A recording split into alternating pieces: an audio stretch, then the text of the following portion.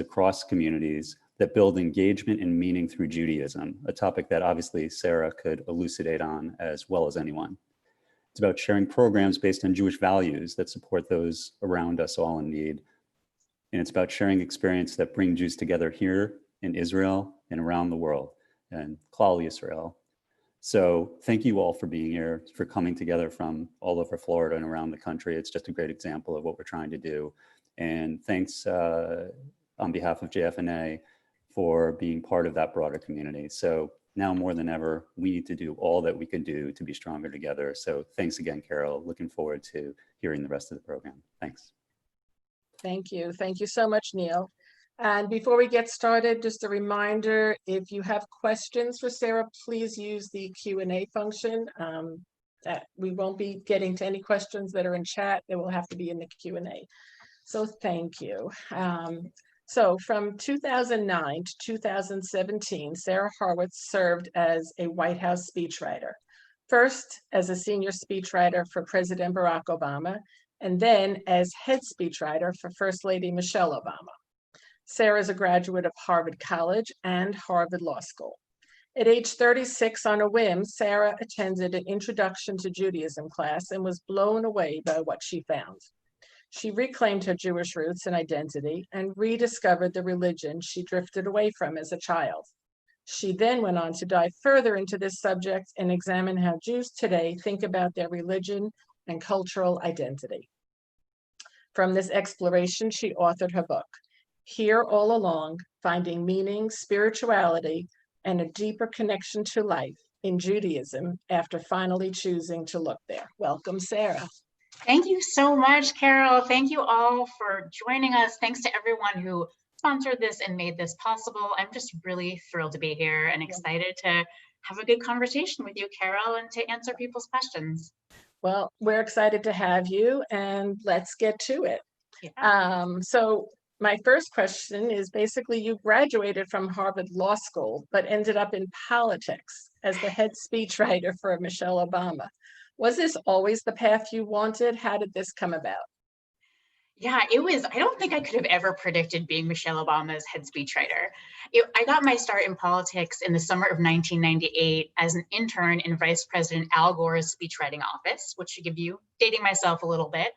And then the writers I worked for there helped me get my first two jobs after college, both of which were total failures. The second one was as a speechwriter for a US Senator from Iowa named Tom Harkin, wonderful guy, but I was 23. I couldn't write a speech to save my life. I don't even know why they hired me, but after 9 months, his chief of staff sat me down and said, I hear you've applied to law school. Yeah, you should go this coming year. Don't defer, you should go right away. Which, that made you feel good. Yeah, exactly. I felt like, okay, hint taken, not subtle. So I went to law school, and my third week of class, I met a guy named Josh Gottheimer, who is now a congressman from New Jersey, but back then was just a fellow first-year law student with me, and he had previously written speeches for President Clinton, and the two of us started freelancing together. And he really taught me how you write a speech, how you write to be heard rather than read, for two very different skills.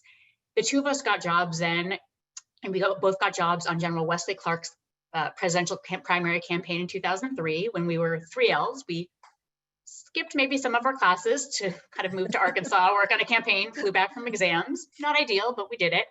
Clark lost. We got jobs for John Kerry's campaign in 2004. Kerry lost. I did become a lawyer briefly. Makes you feel good. Makes you feel good, right? Became a lawyer briefly. Got a job as Hillary's chief speechwriter in 2008. She too lost. We are noticing a pattern. I don't know why, but the Obama campaign was willing to take the risk of having me jinx their campaign, and they hired me to write for then Senator Obama. And when I was on the campaign, while I was writing for him, they asked me to help Mrs. Obama with her 2008 Democratic Convention speech. And that's where I got to know her.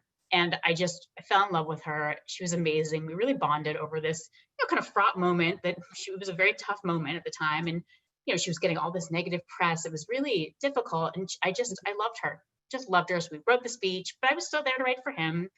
We won. New experience for me. I know, right? Exciting. Went to the White House to write for him. And after a couple of years, I realized I actually missed writing for her. And I made a very unusual White House career move, which I think surprised a lot of people, probably including President Obama, and I moved from writing for him to being Mrs. Obama's head speechwriter.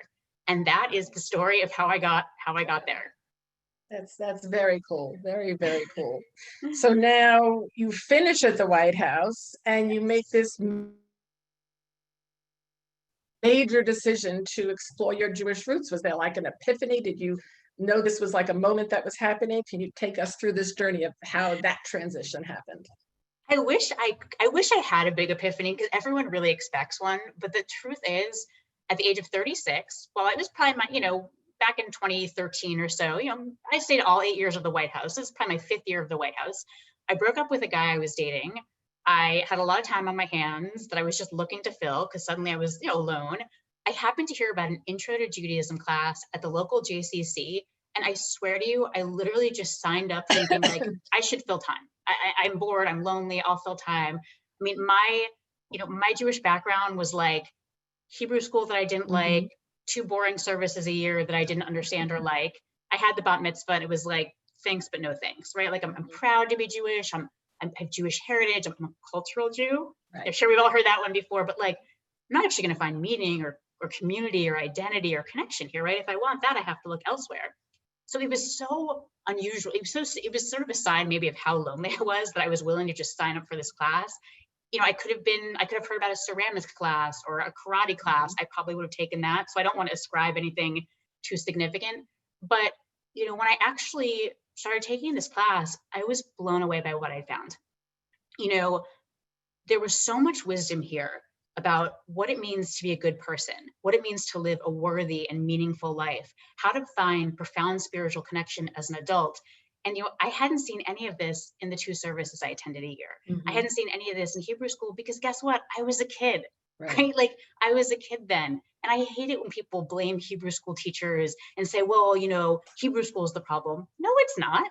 It's not at all. The problem is that like me, people stop learning at age 12, 20 years later, they have kids and they say, well, someone's got to make this kid Jewish. Not me. I don't know anything. I'll dump it all on some Hebrew school teacher and give them 2 hours a week and then yell at them when it's not done to my satisfaction. It's like, no, that's not the problem. And that's what I had done. Right. And so to finally see this wisdom, this insight, I was totally intrigued, and I took more classes and I spent thousands of hours learning, read hundreds of books, and it was really, really tough. And I'll tell you why, because there are a lot of excellent intro books, which will really give you the nuts and bolts. And then there are these very sophisticated, esoteric academic books, which like I slogged through but did not enjoy. But what I was looking for, I couldn't find. I wanted the book that, it covered the basics, but I wanted the book that unearthed the transformative wisdom of Judaism, the countercultural, radical, beautiful insights that will really transform your life and change your heart. And I struggled to find that. So I thought like, maybe I can write this book. Maybe I can try to do this. I realized pretty quickly why this doesn't really, like, it's very hard to do. But I think what's been most gratifying is that, well, I think I originally thought the book was for people like me 7 years ago, folks who were kind of disengaged, and, I was trying to inspire them. And a lot of those folks have said, yes, oh my gosh, I had no idea this was here. I actually want to be Jewish now, which is really moving. I've also actually had a lot of very learned people and very observant people have said, wow, this book is actually for me, which was not what I expected, right? Where they said, like, this is a fresh take. This makes me remember why I love being Jewish. This is an interesting insight, because I do come at it a little bit as an outsider. So it's sort of a different take on Judaism than I think a lot of traditional Jews are used to. And I think, they enjoy that. So it's been a great experience, but man, hard book to write. I'm sure. So what was Mrs. Obama's reaction when you told her that this was going to be your new path? It was funny. At the end of the administration, we were all trying to figure out what we were going to do. And Mrs. Obama really wanted to support everyone. And so she was trying to, inspire her staff and say, like, do something you're passionate about. And so she wanted to know what I was doing next. It was a question, would I stay and continue to work with her? Would I move on? So I met with her and she said, like, what are you going to do? At this point, I didn't have an agent. I didn't have a book deal. I just had this crazy idea that I wanted to write a book about Judaism, which I was not going to tell people about. So I'm hemming and hawing and like, maybe I'll freelance. I don't really know. I'm not sure. And she just stopped me and she was like, I'm worried about you. Like you seem lost. Like this, are you okay? What's going on? Can we talk about this? And I said, okay, fine. I really want to write a book about Judaism. I've been learning about it. It moves me. This is what I want to do. And she was like, oh, why didn't you tell me that? Like, that's a great thing to do, Sarah. I'm proud of you. Like, you should, this is like, what an amazing thing to do with your time. And when my book came out, she sent this beautiful tweet, like, was so moving. And then the president recently retweeted an op-ed that I wrote. I mean, they could not have been more supportive of me. So you've like, have you stayed friends with them? Yes, I have. That's wonderful. I have. That's They're very really, cool. they're very special. Yeah. That's very cool. So let's talk about Jewish spirituality. A lot of people are looking for answers and solace right now. But while we often say the word God in prayers and in our synagogues, Jews don't talk much about what we mean by that. So what does the word God mean to you? What could it mean to Jews who might be struggling with faith at a time like this? Yeah, I mean, it is something that never ceases to amaze me, that the kind of, modern American Jewish response to what is God, what do we mean by this, is this kind of epic, awkward silence, where it's like, we're not really sure, which I think leads a lot of Jews like me 7 years ago to think, okay, well, it looks from the Seder, our prayer book, it looks like the Jewish God is an all-powerful being in the sky who controls everything and maybe rewards and punishes us, I'm not sure. And I don't believe that. I'm not comfortable with that. It's okay. I guess I'm an atheist or I'm agnostic. And those are the options, right?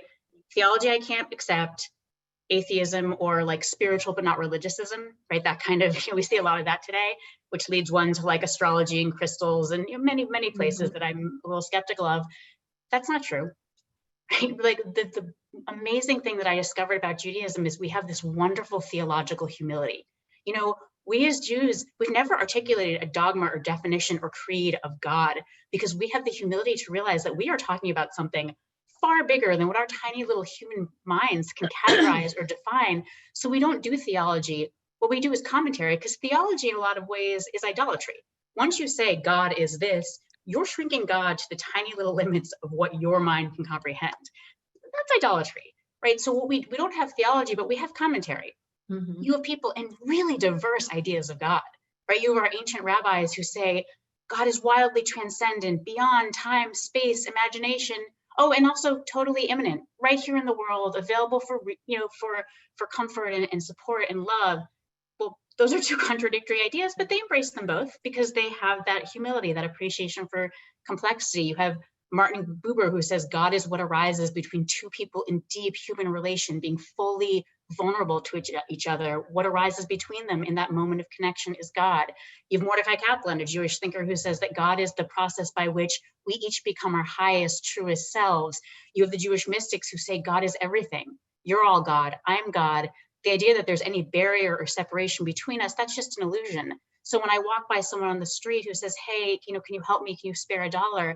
That person is the divine, right? That person is God. But none of these are a man in the sky. And I think once I realized, like, wait a second, my choices weren't man in the sky or nothing. That's not what Judaism says. Then I was sort of open to spirituality. And then, I started going on silent Jewish meditation retreats, which are a big thing, and having actual to talk about that. Yeah. Jews are silent for a whole week. It's crazy. It's very hard for them. It is. It's quite something.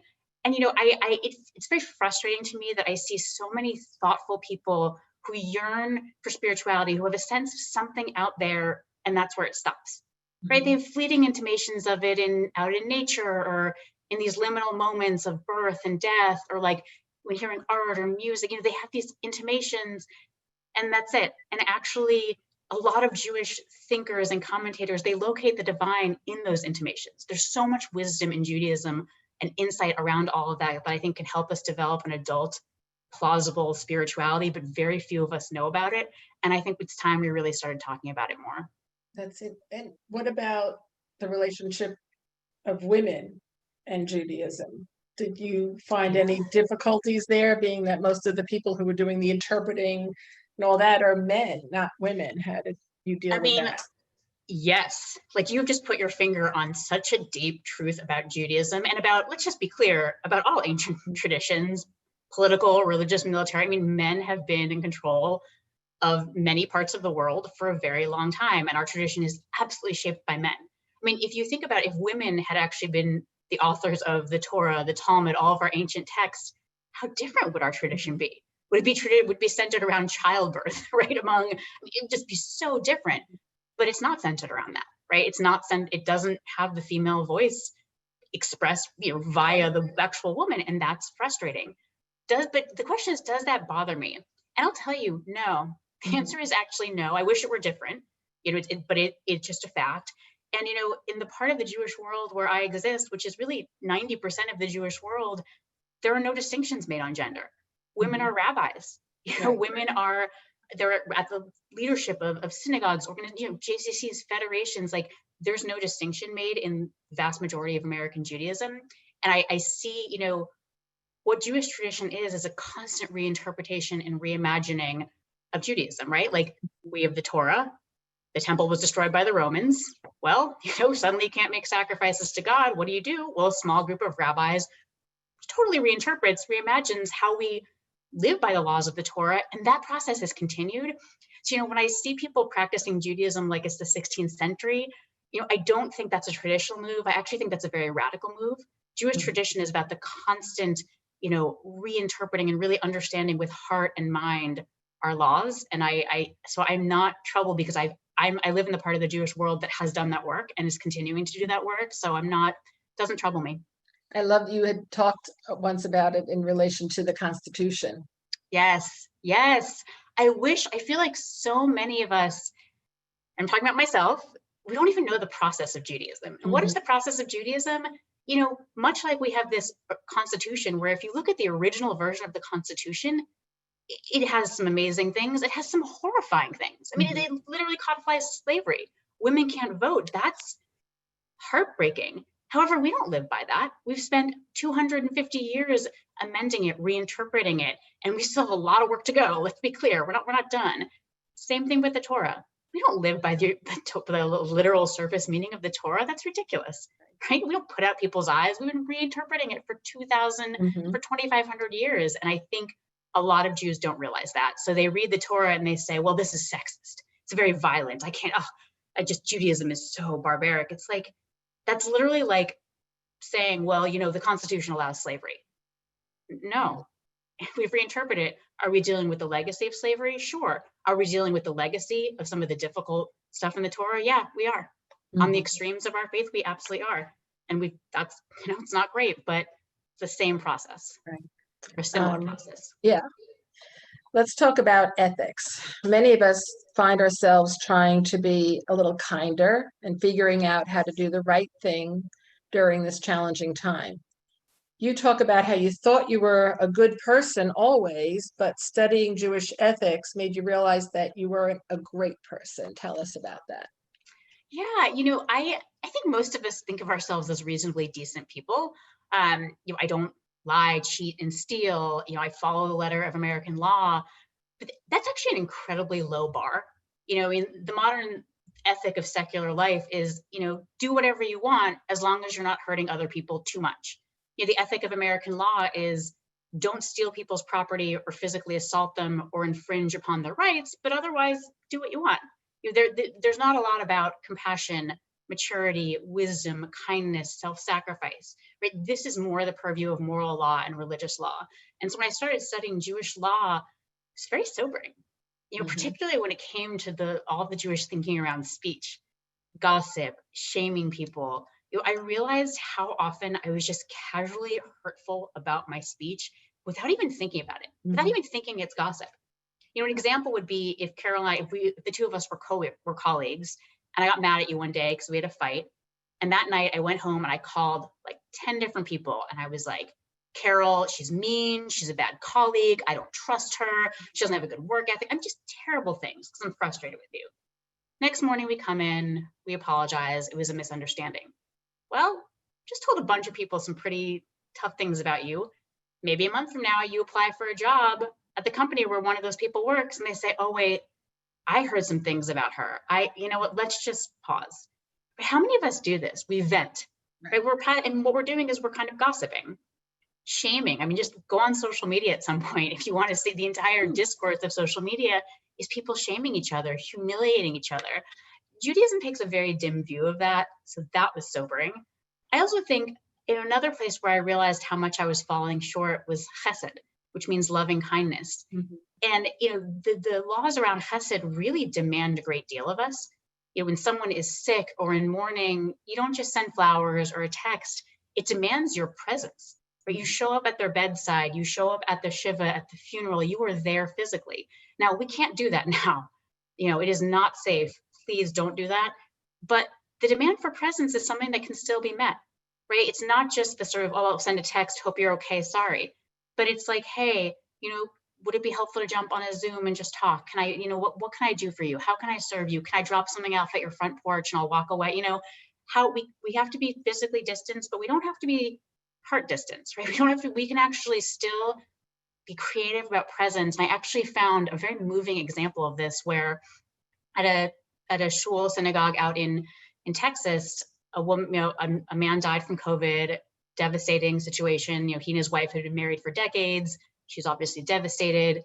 They cannot have a funeral, a shiva, anything. And she's thinking, well, how are we going to bring the community around us? And she read about how in very traditional Jewish communities, at the end of a funeral, all the people who've come to support mourners, they line up in 2 lines, like a receiving line, and the mourners walk through and the people give them condolences and love. Right. And she thought, okay, maybe I can do this in cars. So people drove to her synagogue, they lined their cars up in 2 rows, and she and her family drove through this row of cars and people waved at them, put their hands in the heart, right? Blew kisses. Okay, that's chesed, right? That is the ministry of presence that Judaism demands, and it was done safely. Right? So like we can do this now, even if we can't, even if it's not safe to really be close, we can still be close. I got chills. That was like really cool. It's really amazing. So we're living in a very scary moment right now. What do you think is the most important insight that Judaism can provide us with at this time? Yeah, I think the core animating insight of Judaism is that we're all created in the image of God, which I don't care what your theology is. You can be an atheist. Totally not related, but this is a line from the Torah, which talks about how God created human beings in God's image. And there's a rabbi named Yitzhak Greenberg, who I think he interprets this really quite beautifully, drawing directly on ancient Jewish commentaries. He says that what this idea means is that we're all infinitely worthy, can't put a price on human life. We're all totally equal. No one is better or worse than anyone else. And each of us is unique. There's no one else like us. And I think, those ideas seem really obvious. I don't think anyone on this Zoom is thinking, well, I don't agree with that. Yeah, we all agree with that, but no, we don't. There's not a single person on this Zoom, including me, who really, really believes that. Because if we did, I think about the number of times I have walked by someone on the street who's asked me for something, and maybe I've said, oh, I'm sorry, sure, not today. Or maybe I've given them $1 and I've kept walking. If that person had been a celebrity, my response would have been different. All of ours would, right? Like, oh my gosh, yes, of course I'll give whatever. Can I get your autograph, right? We value people differently based on their wealth, their status, their fame, their accomplishments, their beauty, on and on. So this is a tremendously radical and countercultural idea that we're always struggling to realize. And it just feels especially poignant right now when we are at a time of a pandemic where it's horrifying to think of. We are in a place where hospitals have had to come very close, and in some cases have had to figure out, how do we value a life, right? When I hear people saying, oh, well, COVID just affects older folks. Oh, it just affects, it really hurts people with underlying conditions. Just affects? I'm sorry, are you saying those folks are somehow less valid? How is that's a horrifying statement. That there's a real that is stomping on the very idea of in the image, right? So I think we need to think very carefully about this idea right now. Okay. The holidays. We wanted to talk about the Jewish holidays. And as I had said, I'd love you to tell everyone this story about the banana on the Seder plate, which sounds so strange, but it's really not. Yes, I write about this in my book. I have always found Passover, it's a nice holiday. Seders are fine. It's time to be with loved ones. It's fun. It's not profound, right? Just fun. It's fine, lovely. But I went to a Seder one year where I walked in, I saw they had a Seder plate with a banana on it. And I just thought like, okay, guys, like, come on. Like, we got the orange and it's like, enough. All right, this is so like, whatever. But I'm very polite, so I just ignored it. Be a nice guest. And the host of the Seder had made their own Haggadah, which was really lovely and thoughtful and very moving. And we got to this page entitled "The Banana on the Seder Plate." And it talked about the story of the photograph that many of us saw on the news years ago, heart-wrenching photograph of this 3-year-old Syrian boy who had washed up on the beach, lying on the beach face down. He had drowned when his family was fleeing Syria, trying to get to safety. And this part of the Haggadah told the story of this little boy. He had a mother and a father and a brother, and all of them drowned except for the father. So the father is the only one who lives, whole family dies. And it talked about how when they were alive in Syria, the father would always try to scrape together some money every day to buy his boys a banana because they just love bananas. It was like their special treat. And, as we're reading this, everyone's crying. And it's like, oh, here we go. This is actually what the Exodus story is about, right? People fleeing from oppression in the most difficult of circumstances. Like, this is what it's about. And I think, the Hurwitz, great. And the Moror is great. All this stuff is great, but it's a little dusty, right? It doesn't quite have that gut punch. It doesn't make you cry. It's more symbolic. It's nice. It's nostalgic. But this banana, it really made us all realize like, oh, this is what Passover is about. And I think the real key to meaningful holiday celebrations, it is finding that banana on the Seder plate moment. Like that means something. Exactly. Like, is Yom Kippur a time to just kind of feel a little remorseful and not eat? Sure. Or is this a 25-hour death meditation where you were literally thinking, if I die tomorrow, was it worth it? Were you really in that space of, if I die tomorrow morning, how did I do? Very few of us, including me, get there, but that actually is what we're supposed to be doing then. And, I think the goal should be that visceral kind of feeling. So what do you think is the biggest challenge that the American Jewish community is facing today? By far, like number 1 through 10 on the list, it's literacy. I think if you ask in Jewish literacy, I think if you ask the average American Jew, what does Judaism say about God? They'll say all powerful being in the sky. I don't know. I'm agnostic. If you ask them, what does Judaism say about how to be a truly good person? They'll say tikkun olam, social justice. That's lovely. Every religious tradition is into social justice, and secular people are too. Like, Judaism actually has extraordinary thousands of pages of very specific commentary that articulate a very distinctive Jewish approach to social justice and being a good person that I think is really powerful, but few of us know about it. If you say, what happens after you die? What does Judaism say about that? And there's no heaven? No, wait, maybe there's no hell, right? Like, these are three of the most, right? These are 3 of the most important questions that any human being can ask about their lives. And if people do not know what Judaism has to say about these things, I am worried, right? Like, I think stepping back a little bigger, I think we have really focused on the peoplehood aspects of Judaism, which are critically important. Judaism is not just a religion, right? We can all reject every aspect of Jewish religion tomorrow. I'm still Jewish, even if I do that. It's a peoplehood, right? I'm part of a peoplehood, a family. I have an identity and a tie to these people. So that's important. But in America, that's also a 3 to 4 generation recipe for success. I don't know how many people still have as their core defining identity being Irish American or Italian American or German American. That was who you were back in the late 1800s, right? That was who you were. That fades. We have an assimilationist bent, and these identities, these ethnic style identities, which, to be clear, Judaism is not an ethnicity. Jews are every race and ethnicity, but those kind of identities fade. And I worry that we're at generation 3 and 4, and it makes my heart sink when I run into Jews, especially young Jews, who say, well, I'm a cultural Jew. Oh yeah, my grandmother was Jewish. I eat Chinese food at Christmas. I'm funny and neurotic. I used to watch Seinfeld. Like, my Jewish. question, right? It's like, my question is like, okay, but what are you passing on, right? Like, your love of Seinfeld, your anxiety, that's not Judaism. And I do worry that we're going to have to really fill that in with a powerful literacy that makes us realize that this is a tradition with so much wisdom about how to be human.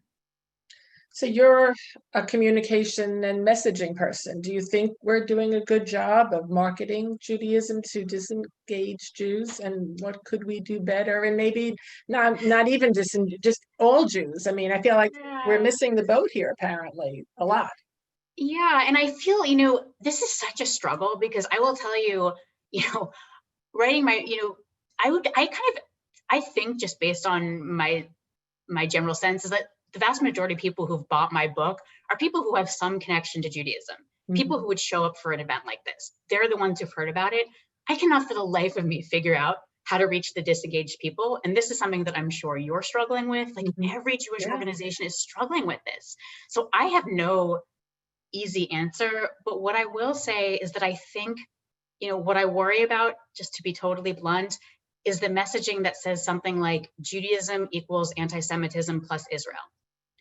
That is, and no one's saying that explicitly, but I do think that with the emphasis on those two subjects, that's what breaks through a lot of times. And let's be clear, Israel is central to Judaism, always has been, God willing, always will be, right? Very important. Anti-Semitism, sadly, is also central to Judaism. And I wish it weren't the case, but probably will be. These are two really important issues, but what about the other 4,000 years of Judaism?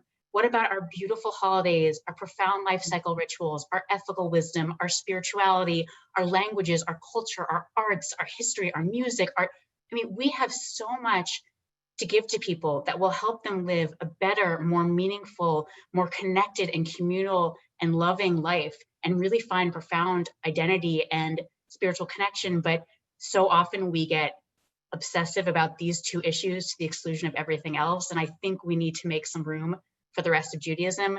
So my pitch for Judaism would be something more like Judaism equals profound wisdom and insight about how to live a really good and worthy and meaningful life, how to be a really good person, and how to find adult, deep spiritual connection.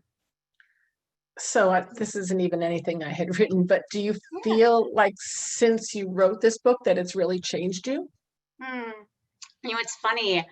I think that, it's been the last 7 years. It hasn't just been since I wrote this book, but like my journey in general.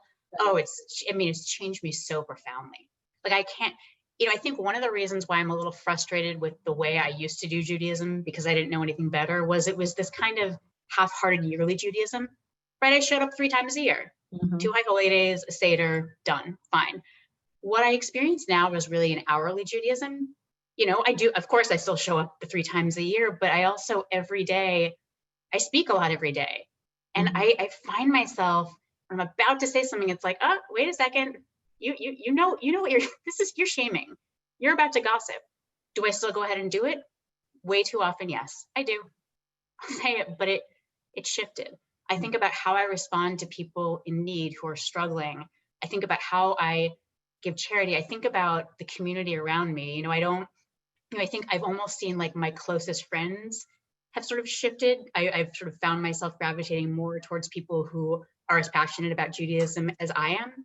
And I think, most of all, I've actually begun to develop some sense of spirituality, right? Like now that I know that actually Judaism does not just say God is a man in the sky, now that I understand that there's such a vast, deep, diverse way of connecting with the divine, that has really given my life an extra dimension.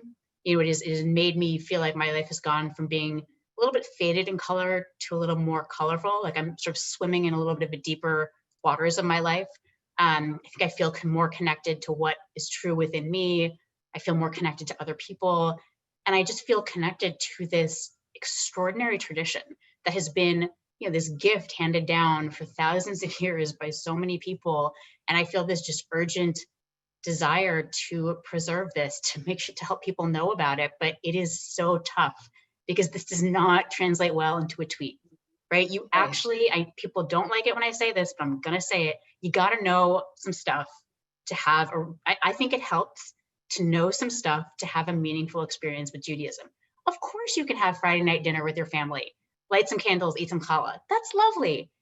but it takes on a really profound spiritual resonance if you know some of the thinking behind Shabbat, if you understand what a radical anti-consumerist, anti-materialist, what a radical kind of rejection of all of these terrible messages that we get every day, right? You're not enough. You don't have enough. You got to work more. You got to spend more. You're get on social media, like this thing, click this. All these messages are making us so unhappy. And Shabbat is 25 hours where we say, no, I'm not doing that anymore. It's going to be enough. I'm going to be with people I love and really focus on what matters. So I think literacy, very important. It's very interesting. What did people react strangely to you when you said that this was the journey you were going to be going on?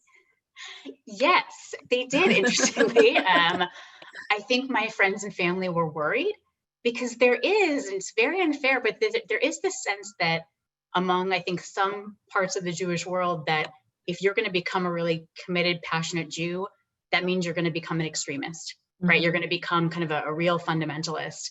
And there doesn't seem to be a comprehension that there's something between nothing and extreme, right? There is this entire middle of people who are engaging in Judaism in so many different ways, right? There are so many different ways to be a committed, passionate, engaged Jew. I don't care what, it's just like, sometimes people define it as to like, how observant are you and what things do you do and whatever, but there's a lot of ways to do this really meaningfully. And I think once my friends saw, okay, actually she's doing something really lovely and beautiful, I think they were excited about it. Good. I'm just looking at some questions that people have written. And what is an example of an insight you had that was surprising to learned Jews? Interesting. It's funny. There's actually like a lot of different ones. I think one that comes to mind, and I talk about the Haggadah. I have never loved the Passover Haggadah. I actually I don't think it's a great retelling of the Passover story. It's kind of really piecemeal. It's not particularly chronological. Kind of boring. It's kind of boring, right? It has just like some really weird esoteric stuff in it. It's also, just to be clear, it's oddly edited, right? It's like God comes, save the Israelites, yay. That's funny because I remember there was this Moses guy involved in there, and he's kind of mentioned maybe in some Haggadahs.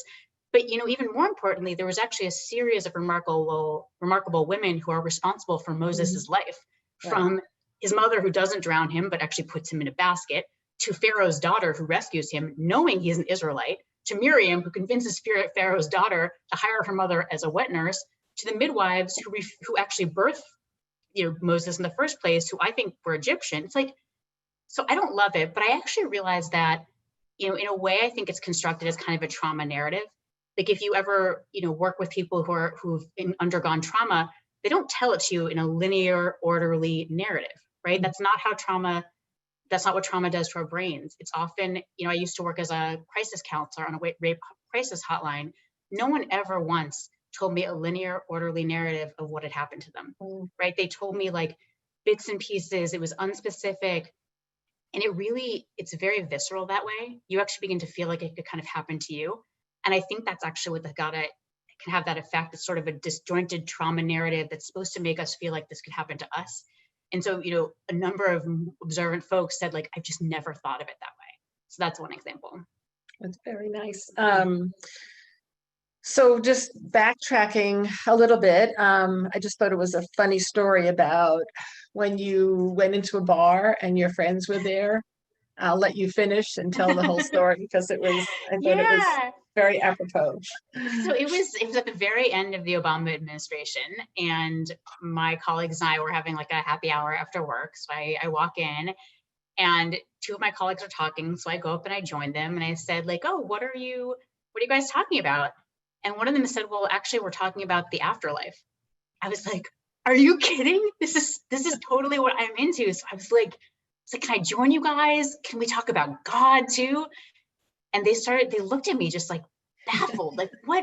And then one of them started laughing, and she was like, "No, Sarah, the afterlife, like what we're going to do after we leave the White House." And I remember just saying like, "Oh yeah, no, you guys, I knew that." Right. I'm like, "Are you guys going to do corporate work or freelance? Like, what are you thinking?" I tried to be very calm about it, but it was like, okay, yes. The influence of your book and your research. Right. So you had talked earlier about Hebrew school, all that, and one of our listeners has, what advice would you give to parents on raising young Jewish children? Which I think is a very important and good question. It's a great question. And I just want to be so clear. I'm not, I'm not a parent. I'm not an educator. So I honestly have no idea what you should do with children. I don't know. There are so many people who have such deep expertise who can speak to this. But what I do know is this: if you know nothing about Judaism, you're not going to raise passionate, engaged Jewish kids. You're just not. Like, my advice, and I hope this doesn't sound harsh, but it's basically advice to myself because I had to do it. We got to grow up and become adult Jews, right? We got to grow up and become adult Jews. You know, if someone came up to you and said, if you're talking to someone and they said, well, you know, I read Romeo and Juliet in 6th grade, I thought it was so dumb. It's like, Shakespeare is obviously an idiot. You would be sort of embarrassed for them, right? Or if they said, you know, I was learning American history when I was in 7th grade and I just thought it was so boring, so I stopped learning it because didn't need to know it. It's like, that's what we do with Judaism, right? And then we get to college and we can suddenly study Eastern religions and Western philosophy, and that's so sophisticated, and Judaism is so, it's so obsolete and childish. No, it's not. Right? We stop learning about Judaism just when we're mature enough to really unearth its deepest insights. So I think kids can certainly experience so much of the joy and the connection and the identity of, there's so much they can experience, but I think they oftentimes get that from parents. And if parents are like, yeah, we're going to Rosh Hashanah because that's what we do. And I know it's boring, but it's like, you know, kids pick up on that. So you've got to kind of fall in love with it yourself. And it is not easy. And that is why I wrote this book, because I wanted to help people fall in love with Judaism. It is my love letter to Judaism because people don't have time, right? Everyone is so stressed out now. Everyone is so busy. To say to people, oh, you need to take classes. And no, you know, I was hoping that by writing this book, I could say, okay, here's a beginning, right? And then you can go at your own pace. There's an appendix of resources in the back to kind of map out a journey that's like reasonable and also just accessible. But I really tried to curate sources that were not esoteric or academic because I don't want to read that stuff. So I wanted to just make it easier for people. Good. We're gonna have to check that out. I'm just again reading some questions here. How can we make the upcoming high holy days, more meaningful, being so isolated? Oh, what a great question. So I actually write a lot about the high holy days in my book, and it's painful. You know, let's just be very clear. I'm not gonna say, oh, it's fine. It's not a problem that we're not in community. No, it's a big problem, right? That's really painful. So I don't want to in any way dismiss that or paper over that. There's a loss there. So I think we should acknowledge that loss and acknowledge some grief around it, right? That's just the truth. I think that one way to make these holidays meaningful is to actually really understand the spiritual journey on which they're trying to take us. You know, in my book, I share this story, which is just really wrenching, of this rabbi named Kenneth Berger, who, you know, he gave this amazing High Holy Day sermon back in the 80s. It's a Yom Kippur sermon, and he talked about the explosion of the Challenger space shuttle back in 1986, I think it was. And, you know, scientists, he said, after researching the crash, the explosion, they realized that the astronauts probably hadn't been killed in the explosion. They had actually fallen for probably a few minutes and been killed when their capsule hit the ocean. So for, 5 minutes, they knew they were falling to their death. 5 minutes plummeting to their death. And he said, welcome to Yom Kippur. That's what this should feel like, right? Because we could die in 5 minutes, 5 days, 5 years, 50 years, we don't know.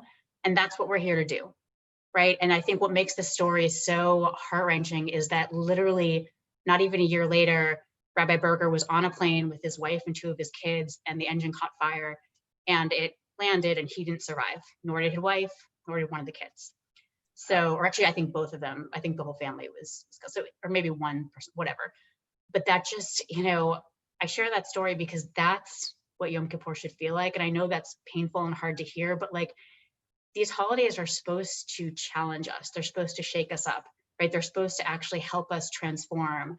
And so I think that doing the work to really figure out how they're meaningful is important. There's a wonderful book by a rabbi named Alan Liu called This Is Real and You Are Totally Unprepared. It is the most extraordinary book about the High Holy Days. I quote from it extensively in my book, and that is a very good way to prepare for the High Holy Days this year. That's like depressing. I know, sorry, I don't mean to be depressing. There are also aspects of them. I mean, I will say that after Yom Kippur, we go to Sukkot, Right, which is you know, joyful. it's joyful, and it also has a deep spiritual meaning of like, we eat, and if you're really hardcore, live outside in this sukkah, which is, it's a fragile open air structure, and we're told by the Torah, like, rejoice. So basically we're told, find joy in this open air structure that's totally at the mercy of the wind, the rain, the cold, the heat. And I think that's a pretty powerful metaphor for our lives right now, right? We're at the mercy of a lot of things we don't control. And like, how do we find joy even in that, right? And we can. What is one Jewish custom that through your studies you fell in love with, and is there a new custom that you would love to see enter Jewish tradition? Oh, wow. Gosh, that's a great question. Trying to think of like which one. I mean, there's so many that I really find moving. You know, I think in Shabbat, I mean, it's so cliched, but I think, you know, Shabbat is just, I have an entire chapter in my book on Shabbat because it is sort of the opposite of everything that we value in secular life. It is such a radical challenge to all of that. And, you know, I don't think you have to celebrate it in a specific way or a rigorous way. There's so many ways to celebrate this. I don't have a particularly rigorous Shabbat practice, but I do honor it. And I think it's really quite beautiful. You know, I like the tradition of having a mezuzah on the door. I just think it's like when I come home to my apartment, number one, it's a way of me publicly identifying as Jewish. And number two, it's just like I take a moment to sometimes just pause and feel a sense of gratitude for being home, for having a home, to kind of like touch into this sense of being connected to Jewish tradition. And I think that's just a lovely, it's a small thing, but it's kind of a lovely daily thing. It's very nice. At the end of your book, it finished with why bother with Judaism? Was that more for you or for your readers? It was more for my readers. I think by then I pretty much figured out that like I was in. I didn't need any convincing. But, you know, I think a lot of people think, well, I don't need religion, right? I don't need this. It's just not that, I don't need it. But, you know, modern secular life, I think, leaves a gap that just we try to fill in all these ways, right? We medicalize it, like, oh, maybe I'm feeling anxious or depressed. And actually, maybe you are. That's a good thing to check out. But, you know, or it's like self-care, also a good thing, right? That's fine. Or it's crystals and astrology, or it's, and we kind of, you know, or it's consumerism, right? Go on vacation, go to the spa. But I think still a lot of us have this nagging sense of there just being something missing. Right? You can't put your finger on what it is. It's a sense of not quite being flush with your life, or being a little bit of like an immigrant in your own life, not being, you know, things being a little faded or a little dim. And I think, you know, these ancient religious traditions, I think they were really, you know, they're talking about that. That's what they're kind of articulating. Unfortunately, they're done very badly a lot of the time, maybe even most of the time. And I think that gives religion a really bad name. And I think it gives Judaism a bad name among a lot of people who don't even really know what it is, right? A lot of young Jews who haven't even taken the time to learn about it, like me, very much myself. And so I wanted to show people, actually, you know, there is something to speak to those greater yearnings and longings that you have. Okay. People want to know if you've spent time in Israel and what that was like for you. Yes, I have. I actually, recently I went on, gosh, I guess it's not that recent. It feels like it was recent, but it was back in 2015 and 2016. I went with the Schusterman Foundation, runs wonderful trips to Israel. I went the first year as a participant and the second year as a facilitator. And, you know, I found it very moving. I think I was, you know, I was just particularly moved by the Israeli landscape. You know, that desert landscape is quite evocative, quite moving. And I enjoyed it. It was just a beautiful trip and a beautiful experience. I think, you know, again, Israel is so important, but I actually don't write very much about Israel in my book. And it was a hard choice and it was a deliberate choice. I actually thought about writing a chapter, and then I realized no, this would have to be like many chapters. I'm not going to do the cursory treatment of something that's really, really complicated. And I really regret when people say to me, well, what about Israel? And they're saying it with two different valences. Sometimes people are saying, well, what about how terrible it is? And sometimes people are saying, well, what about how perfect it is? And that's exactly why I actually didn't write a lot about it, because no one's ever once asked me, well, what about America? Right? Because they know it's a country. Right? It's like, well, what about it? It has languages and cultures and history and people and industries, and people are reducing Israel to a conflict, right? That's what they're reducing it to. And that makes me really sad. It makes me really sad. I think it's something that's been quite divisive and polarizing in our community. And I wish we could have a more reasonable and loving debate around it. And I also wish that we could make room for the rest of Judaism as well. What do you think of the future of Jews marrying Jews, especially during this time of coronavirus? It's very hard to meet up with people and meet people. Yeah, so just to be totally honest about my position on intermarriage, that ship sailed 4 decades ago. People still ask me about it, and I understand people have strong feelings about it, but it's never ever coming back. Ship's never coming back. Sailed 4 decades ago, and I think it's unfortunate when people decide that the way to deal with this is just to shame and to shun interfaith couples and to make them feel unwelcome. I can't think of a better way to drive Jews away from Judaism. 72% of non-Orthodox Jews marry people who aren't Judaism. And you know what? I actually think I view this not as a threat to Judaism. I actually view it as one of the greatest opportunities we have to welcome more people into our family, to welcome more passionate, committed Jews, or if people don't want to convert, to welcome people who are passionate, committed lovers of Judaism and fellow travelers. So actually my response to intermarriage is that I want to see a radical embrace of interfaith couples. I want people to say to the partner who's not Jewish, like, so we want you to be part of our family. What can we teach you about our traditions? How can we make you feel loved? Like, do you want to come to a Shabbat dinner? We would love to have you. Can we bake challah together? Can we study a text together? You want to study a text? That would be fun. Like, hey, you want to come to Rosh Hashanah? Do you want me to explain the liturgy? Like, I think we should be just radically welcoming and bringing people in, and we should be showing people why they should want to join us. Right? That's what I think, and I actually think that's a broader thing, right? I actually think, and I know it sounds unseemly, but we're all Jews by choice today. We are. Mm-hmm. Lots of people have chosen not to be Jewish. I can go to the Unitarian Church, the Buddhist Sangha, Burning Man. We all have a choice in modern America, right? And I think that we need to show people why Judaism is worth choosing. And that's what I try to do with my book. I think that that's the most powerful thing we can do to ensure a vibrant Jewish future. I'm just going to read another question. What I find most worrisome is the schism between the ultra-Orthodox community, especially in Israel, and the more reformed secular Jews. If we can't find harmony among us, how can we possibly deal with the place of Jews as a people relative to the rest of the world, including anti-Semitism and the survival of the Jewish state? I'm interested in your thoughts. Oh my gosh, I very much share this concern. Like, very much. You put your finger on something that is really big and really serious. I think particularly in Israel, I wish I had a solution to this. I don't. I think there are people out there who have real expertise and could comment much more thoughtfully on this. What I will say from my very limited perch is that,